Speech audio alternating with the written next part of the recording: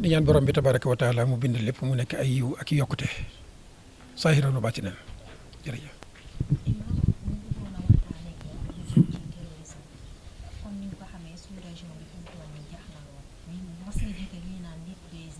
des prédicateurs du Sénégal ci région bi waaw.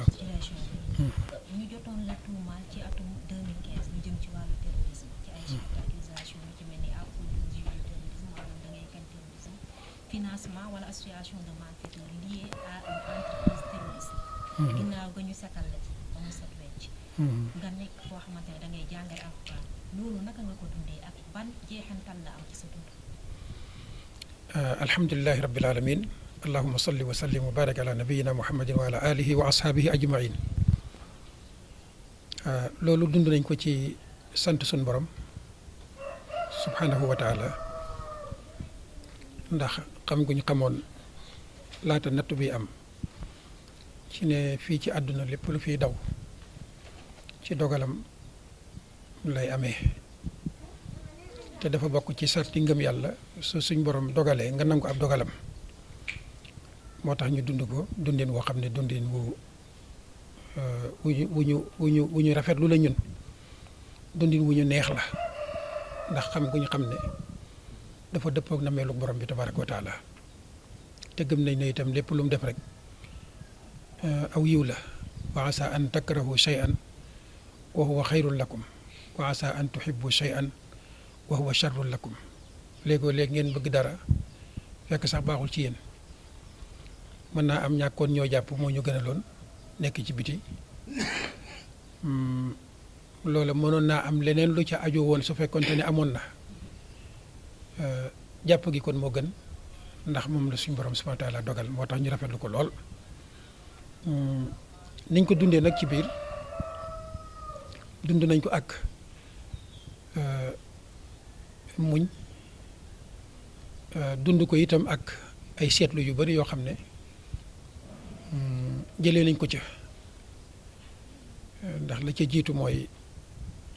xamee nañ ci ne ndekekat lii di kaso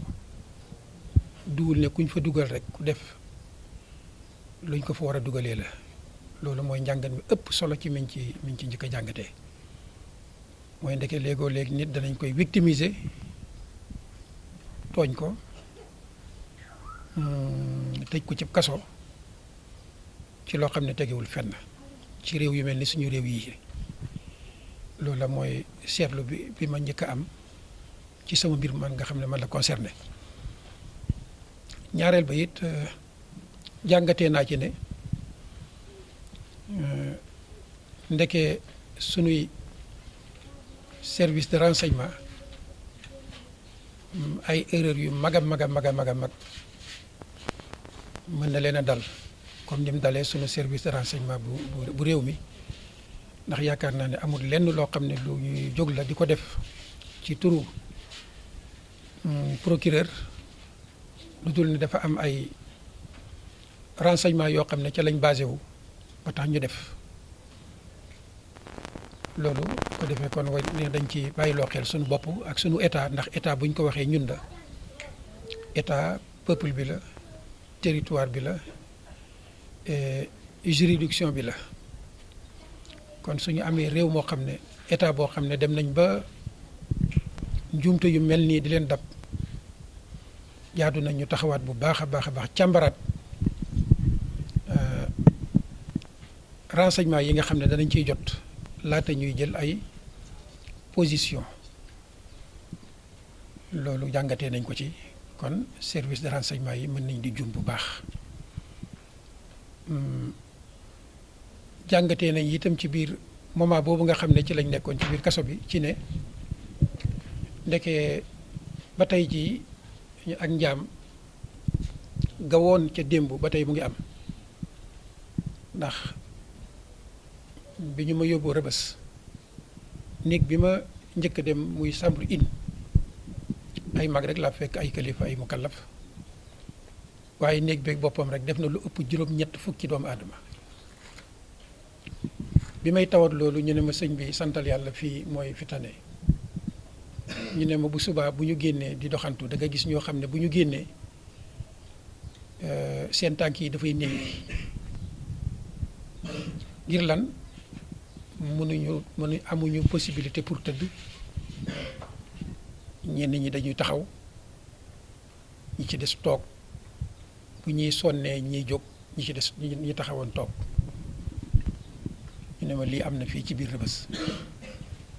ci ëllëg sa it bañ génnee dama ko gis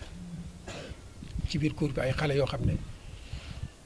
koo ci laaj seen chambre ñaataa fa nekk dañ lay jox ay 200 et quelque deux cent personnes et quelque xam nga loolu njaam gu njëkk ga sax melu ko woon te lépp nag ñu koy def ci sunu tur sa tur yow sama tur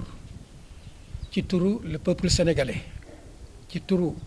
taalibe bi ci turu xalif général bi parce que équipe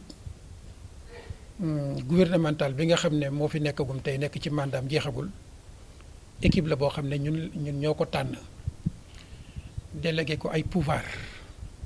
yooyu ñu ko jox moom lay jëfandikoo muy ay sañ-sañ yoo xam ne ker bu ñu jógee ci biir état bi dootuñ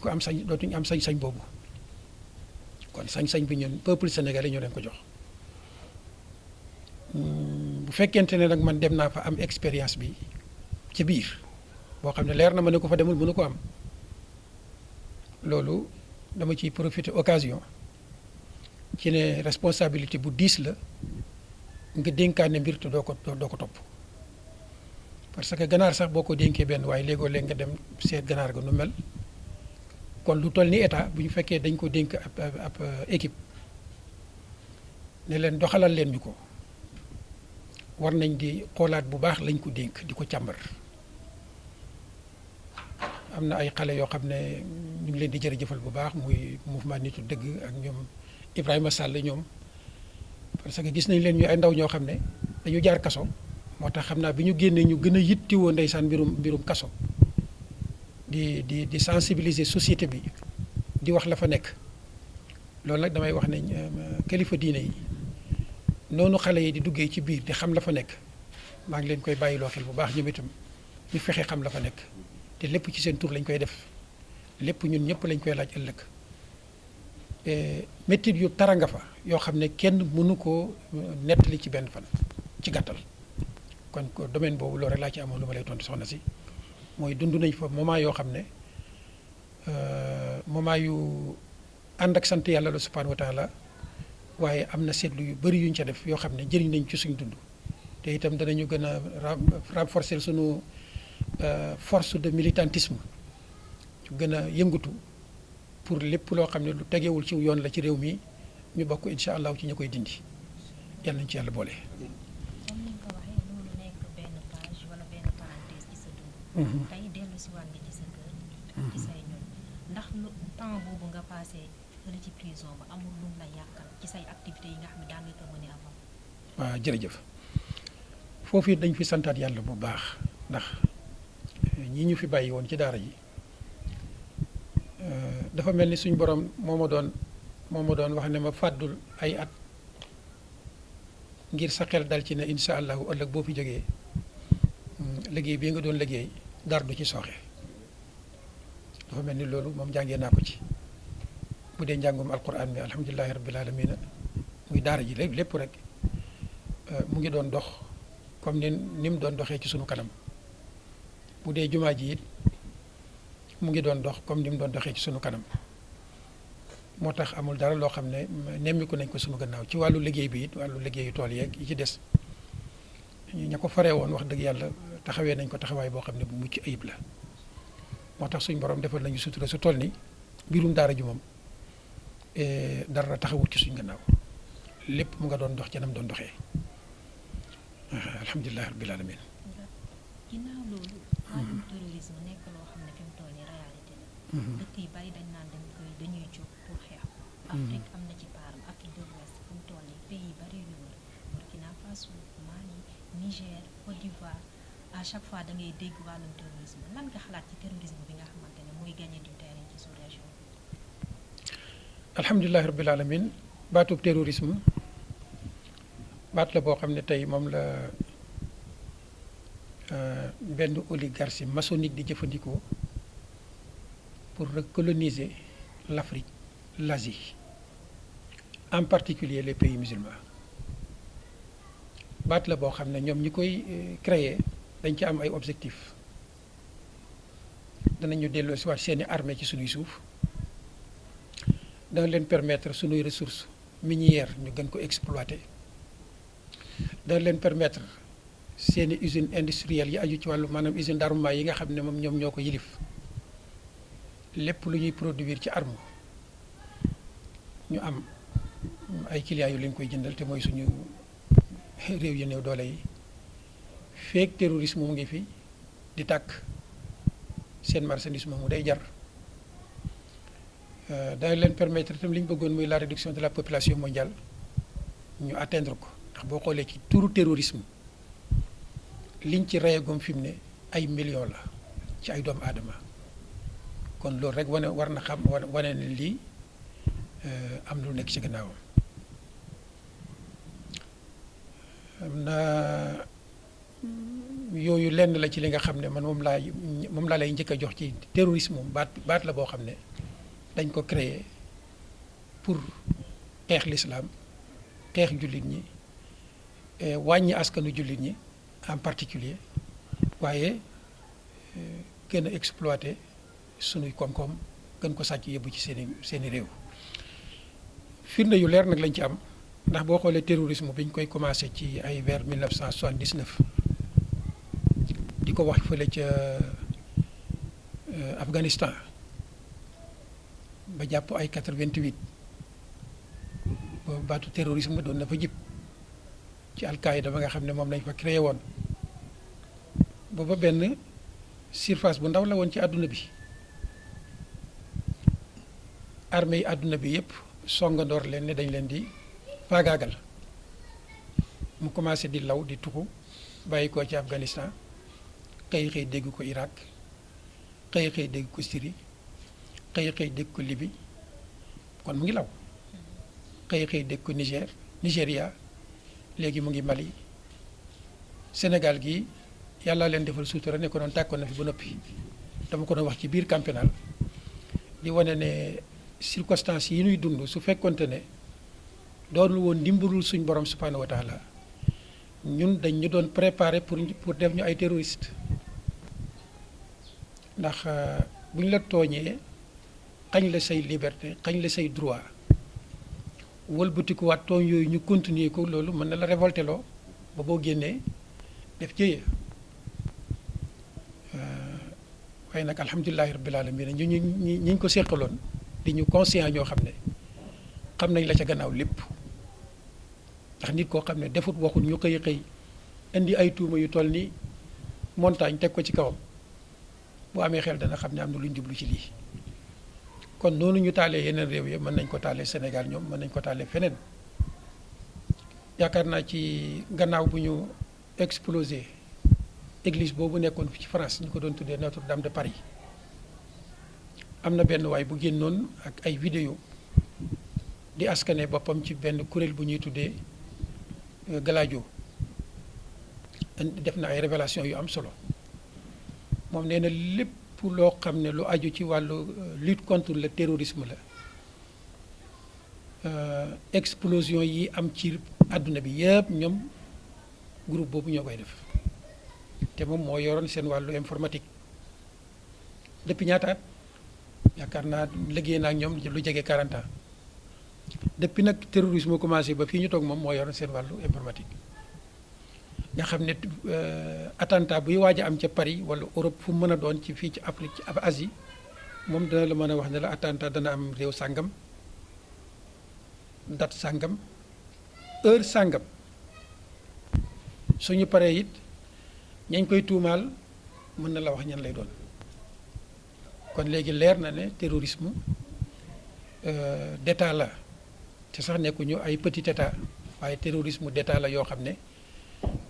ñooy les puissances mondiales yi ñoom ñoo ko jiite ndax lii ngóor soosu wax ci élément boobu nee na ñoom Galadio ñu ngi liggéey ci ron OTAN te OTAN mën naa wax ne daanaka moo yor wàllu sécurité àdduna bi bu fekkente ne ñooñu ñoo jiite terrorisme du fi jeex te d'après li mu wax ñi nga xam ne ñoo koy def c'est des intouchables kenn du leen laal ay oto la ñuy yor yoo xam ne ay voiture diplomatique la laissez-passer la benn policier amul droit arrêter leen ni gendarme mën nañ def ci n'importe quel pays lu leen neex dem génnaat dem seen yoon d'après témoignages yi nga xam ne bu ngeen demee ci biir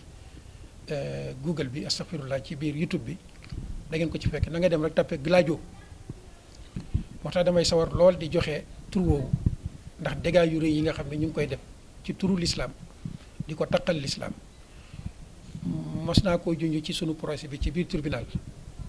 ne leen bu ngeen demee na ngeen seeti benn vidéo boo xam ne ñu ngi ko doon tuddee le vrai visage de l'Algérie le vrai visage de l'Algérie da nga ci gis ay journalistes comme yéen def ay enquêteurs lañu ci attentat yi doon am Paris yi doon am ci biir London ak feneen ci capitales yu européens yi ba ci mowaan yooyu nga xam ne ñoom lañ rayoon lépp boo demee ci le vrai visage de l'Algérie da nga gis ne nekk dañ ko doon orchestré préparé par l'armée algérienne malheureusement te lu ci nekk dañuy wëlbati ko waat ne l'islam a ko def ñooy exploser jàkka yi ñooy exploser marché yi ñooy rey jigéen ñi ñooy rey xale yi ci turu l'islam bay sax génne benn journal boo xam ne ñu ngi ko doon tuddee Al Ansar nga xam ne cachet bi ñu ciy teg fiis la doo am sikki sàkk ni lii fiis ñoo koy génnee te fiis yëguñu ba ci Jamaluddin Zaytouni boobu nga xam ne moo nekkoon ki gën a sanguinaire vidéo bi mu ngi génne ne benn góor jigéen la boo xam ne dañ ko jàppoon waroon koy tëj à vie armée bi gis ko am nañ jëflanteeg moom muy perpétrer ay actes yu ñaaw yoo xam ne ci turu l'islam saa yu ko defee nag revendiqué ne jëf moo ko def jëfatul inqaas bu ko defee kon terrorisme soxna si mbir la moo xam ne yaakaar naa fi mu ne nit ñi ñu ngi ciy bëgg a yeewu ñaari xeet nag composé na ko ñii nga xam ne dañ leen a armé financé leen par les puissances occidentales nga xam ne armée yu sophistiqué la ñuy yor yoo xam ne ñoom état yi sax duñ ko yor boo xoolee Mali bañ fii romb defoon naa ci benn émission fii ci rajo Kaolack RTS doon ci wane sunu naqar ndax dañ fay taal fitna boo xam ne xamuñu fu mu jëm te le peuple malien mooy victime ndax booba xam ne kii daal bi nga xam ne fa la MNLA gën a farewoo muy Normandie dañ leen gën a renforcer ci ay armes yoo xam ne ña koy subir ëllëg mooy première le peuple malien l'armée malienne yaakaar naa fi mu ne loolu mu ngi commencé di feeñ fan yi armée baa ngi peuple baa ngi manifesté wu commencé di gis ne kat ndeke ñii di français yi seen musiba dong lañ ci seen suuf bu ko defee kon man li may wax ci wàllu terrorisme sama cas rek doy na ci pour yee àdduna bi kaawu Aliou Ndao doomu doy na ci pour yee àdduna bi ndax koo xam ne xëy nañu xëy daj ji këram terroriser njabootam terroriser ay am di jàmmam daj ji buntu yi ci façon bu brutal manote yóbbu déclarer ay milliards kër gaa ngi noonu yaa ngi koy gis daanaka day faraatu dépense xëy déclarer ay milliards yàlla xam na ne wax naa ko juge Samba Sall astafurlah Samba Sall doyen des juges nee naa ko waaw léegi ñun da ngeen ñoo jàpp amuñu accès ci journalistes yi pour wax ak ñoom ñu mën a éveiller l'opinion publique te yéen a ngi bàyyi nit ñi ñu ngi bind ci ñun lu leen neex waaw lu tax ñoom buñ bindee ci ñun loo xam ne xam ngeen ne jëlewuñ ko ci source fiable lu teewoon ngeen di leen jàpp ne leen dem leen ngeen démentir seen bopp la ngeen waxoon dem leen ngeen weddi ko yaakaar naa lii may wax ni doyen des juges dana ko déglu moom xam na ne lii waxoon naa ko ne ko man dama jàpp ne bokk na ci maandu nit ki buñ ko waxalee loo xam ne xam nga ne lii amul te yow yaa ko téye nga woo ka ko bind ñëw nga ne ko demal nga weddi sa bopp la nga wax amut mais malheureusement noonu la ñuy bàyyee société bi ci lëndëm diiru ñetti at ñuy foog di jàpp te la ñuy foog dara amu ci bu ko defee kon man dama naan terrorisme arme la boo xam ne tey dafa nekk ci loxol puissance mondiale yoo xam ne liñ ci jublu mooy alak askan yi en particulier détruire diina détruire réewi jullit ñi symbole musulman yi nga xam ne ñoo taxaw pour résister pour delloosiwaat l'islam ñu éliminer leen man loolu laa ci gis te maa ngi ko jàngatee ci sama cas asalaamaaleykum wa rahmatulah. leneen itam mooy junj nga ko sànq. Occident moom askaneel nañ ne terrorisme moom islam ndax gis nañ ko ci visitu premier ministre Édouard Philippe ci discours am moom li mu waxee dafa wax terrorisme islamique mais ndax dina yomb ñu setal islam ci terrorisme ndax buñ ko gisee lu ci mel ni Boko Haram dañ leen di woowe ay terroriste te ñoom nee nañ ay salafiste lañ te ko xam salafiste xam ne ñoom nee nañ islam authentique la ñuy dund kon ndax dina set wala ndax dina yomb ñuy setal islam ci terrorisme bu dee dafa am ñoo xam dañuy jóg yore ay gànnaay di faat wala di def ay yu ñaaw di ko teg ci baatu islam te ne ay jullit lañu. te ne ay jullit lañu surtout nag Boko Haram boobu nga tudd dama lay yebal ci Le Monde diplomatique journal bi ñu tuddee Le Monde boo demee na nga bind Boko Haram def na ci benn njàngat bu am solo Boko Haram ndax dañuy wax ne ñaari parti bu ñuy ñoddoo bala ngaa àttee da ngay fexe xam ñaari parti yi la leen jotale Mouhamad Youssouf imam la comme ni ma nekkee imam ku pacifiste la nekkoon foofu ci Nigéria ci nord Nigéria yoroon fa jàkka juma comme ni ñu yoree fii juma di def ay xutba xale yi di ko déglu population bi jox ko një bi mu demee ba liggéeyam commencé di yaatu moom it li dal fii ci Algérie moo ko dal dañu xëy takkal koy pot bundu xataal njabootam rey ci ñu bëri loolu moo leen frustré gannaaw buñ ci reyee mbooloo ci loo xam ne tegewul ci benn yoon ñu fipp googa moo jur Boko Haram toujours nag ñoom dañuy wax ne liñ bëgg a tabax ñu ngi koy tabax ci gannaaw bu ñu créé chaos dañuy ñëw def jéeye mbooloo dee ñu ñëw def liñ bëgg a def kon il faut ñu def jéeye mbooloo mu bari dee ci ñii seen baay rey nañ leen ñii seen ndey rey nañ leen ñii seen i nijaay rey nañ leen xale yooyu révolté dem ci Macky bi kon cosaan bi lañ war di xool lii sabab Boko Haram lan la gannaaw nag bu loolu amee ba pare moom laa la waxoon ne la ci biir ñi ñuy tuddee ay intégriste ñaari fexeet a ngi ci biir ñii dañ leen a frustré terroriser leen martyriser seen i wayjur naqar yooyu révolté leen ñi ci des nag dañu am ay objectif comme ni ma la ko waxee léegi ci Gladio yor ay armes fas yéene détruire peuple yi fas yéene piller seeni koom-koom ñi yor armes yi gën a sophistiqué nag mooy deuxième partie bi ñaawteef yi yëpp ñoom ñoo koy def ci turu l'islam lii nag boo ko xamul da nga naan l'islam la mais moom premier ministre boobu ñëw fii di wax ñaawteef yi ñu def ci Afrique France def ko fii rey gi ñu rey Kadhafi rey gi ñu rey nu mu tuddati suñu waay ji jàmbaar jooju nekkoon Burkina Faso Thomas Sankara ak ñeneen loolu France moo ko def France moo fi nekkoon di rey suñuy maam Cheikh Omar mii ñuy wax barki de mu naan dañ koy indil jaasim ji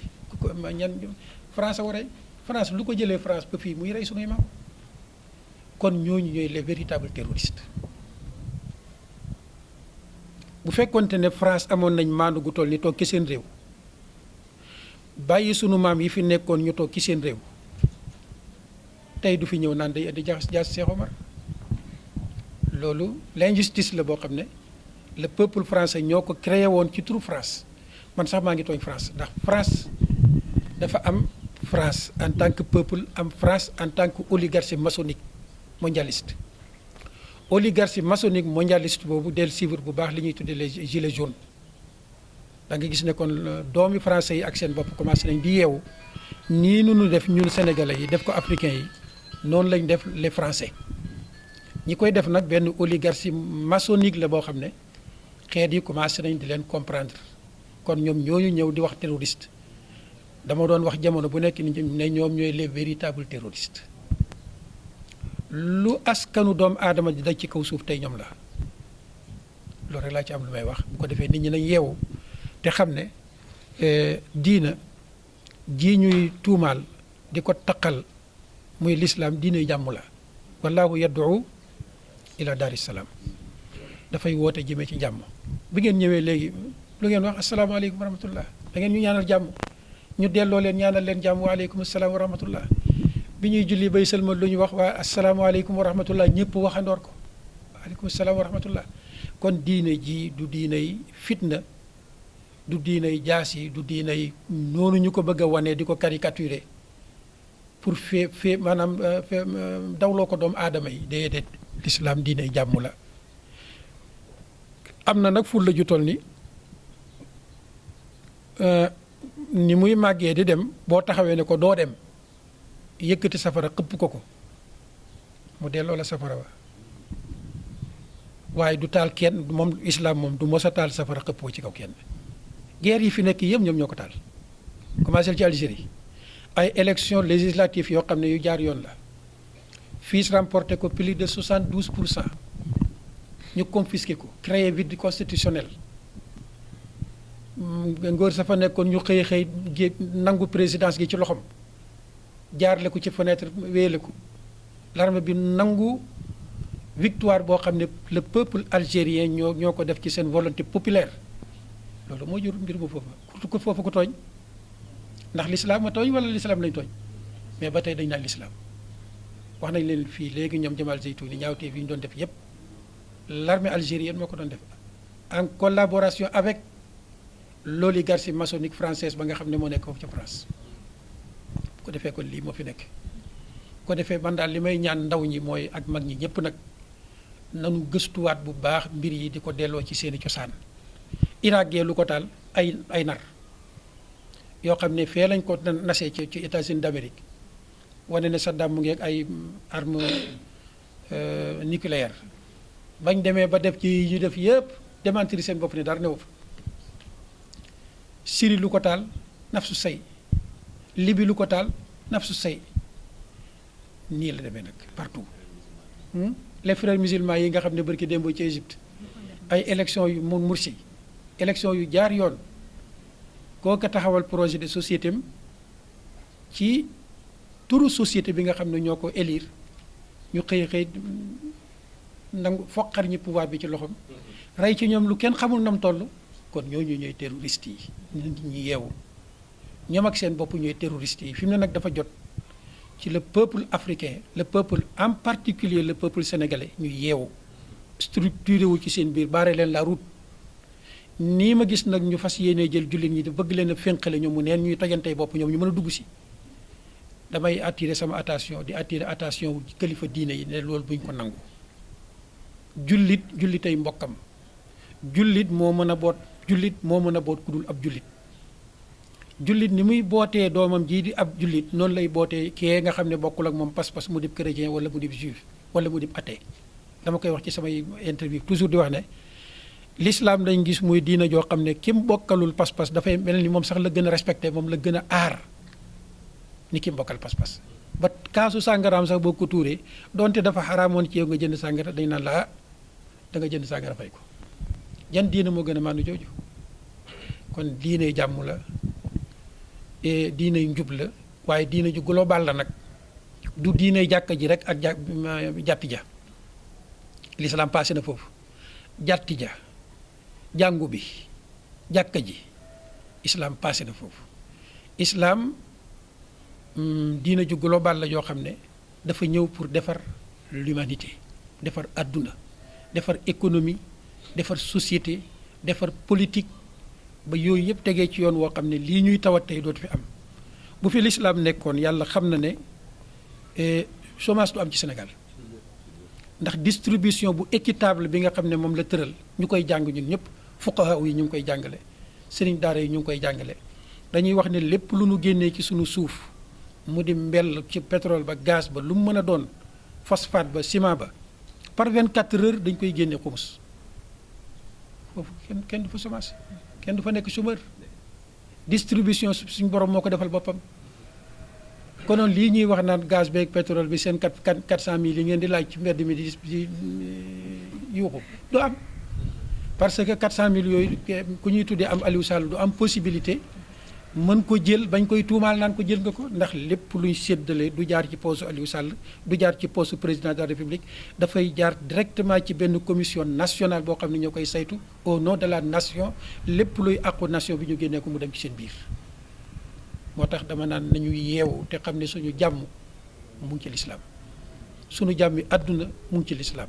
suñu jàmmi àllaaxira mu ngi ci lislaam loolu nag ñun moo tax du ñu deñ di milité de ni nga jàngee ci école occidentale ma jàngee ko ma itam ci madrasatu rasulillahi sallallahu alayhi wa sallam et keneen jàngee ko ci école occidentale keneen jàngee ko ci madrasatu rasulillahi sallallahu alayhi wa sallam mais démocratie mooy dañu bàyyi nit ñi ñu dund li ñu gëm yéen ñii li ngeen doon ay xale génne ci l'école occidentale xam ngeen mu moos ne musiba wu ñu dal ci seen système yooyu la bàyyi ko Sénégal ba mu amee l'indépendance depuis 1960 ñun ci lañ judd ba fii nu toog demut lu ko tee dem ndax l'islam la déedéet kon ñoom seen système yi fi nekkoon yëpp wane nañ seen limite mënuñu dem socialiste nekk na fi ay at pénaliser réew ñu xëy xëy rejeté ko libéraux yi nekk nañ fi ay at ñu xëy xëy doyal ñoom sànni benn libéral a ngi nii nekk fi tey ñëpp a ngi wax ne doy na kon dafa jot sëkk nag ñi nga xam ne ñoo jàngee ci madrasatu rasulillah sallallahu alayhi wa sallam vraiment ñu jóg xeetale askan wi ñun loolu lañ gëm bu fekkee nag woote ne kaay leen ñu wooteel l'islam mooy terrorisme man Aliou Ndao maay le premier terroriste ci Sénégal bu fekkee ne itam woote ne kaay leen ñu delloosiwaat parti l'islam mooy terrorisme man maay premier terroriste ci Sénégal ndax du ma dëñ ak jërëjëf ak yow ak ñun ñëpp incha allah te bu soobee yàlla ni ñu amee ñoom ful la ju toll ni jàngee ci De Gaulle gëm la De Gaulle wax ñu ñëw di ko campagnal noona ful la ju ko raw lañ amee ñun ñi jàngee ci rasulullahi sallallahu alayhi wa sallam fas yéene di ko campagnal ba jëlaat l'islam delloo ko pale incha allah. imaam mooy wàllu Palestine. gis nañ ko fi ñu toll nii Israël mu ngi leen di gëm. te gisuñ benn communauté wala benn fédération jullit boo xam ne jóg nañ ŋàññ ko wala xeex ci wala def ci ay jéego ndax loolu jaaxal la. du Palestine rek li dal Palestine malheureusement moo dal Irak moo dal Libye moo dal pays musulman yu bëri malheur bi nag mooy wax dëgg yàlla lañ doon séentu ci suñu dirigeant musulman yi ci ay taxawaay yu des la loolu moom lu ñu war a wax la loolu moom jaaxal na ku ne ndax tey occidentaux yi am nañ fulla ju toll ni fu ñu laalee l'islam astafirullah fu ñu laalee démocratie ñu jóg ñoom yëngal conseil de sécurité yebal fa ay militaires pour lan nañu nañu bàyyi démocratie mu màgg buñ ko gàllankoor l'islam itam noonu la ay dirigeants waroon a mel fu ñu laalee l'islam ñu jóg taxaw kenn gënul ci woon a yey al mamlaka al arabia saoudia jóg yor leadership le monde musulman bootu ci kawam conseil de sécurité nekk suñu nattaangoo ñu am ñu itam suñu conseil de sécurité islamique boo xam ne Kaaba ga la ñuy dajaloo lu ñuy fas fa lañ koy fase boo gisee aj 5e ponk boobu suñu borom subhanahu wa taala organiser ko ni mu ko organiser waroon na nekk benn carrefour mondial international boo xam ne lépp jullit ñi fa lañ koy fase konoon problème Palestine rek la ko day yomb problème mu Libye rek la ko day yomb ñu ngi ñaan nag borom bi tabaraka wa taala njiit yu ñoree noonu yàlla ñu ko yàlla wërsëgal allahumma salli ala sayyidina Muhammad wa sallam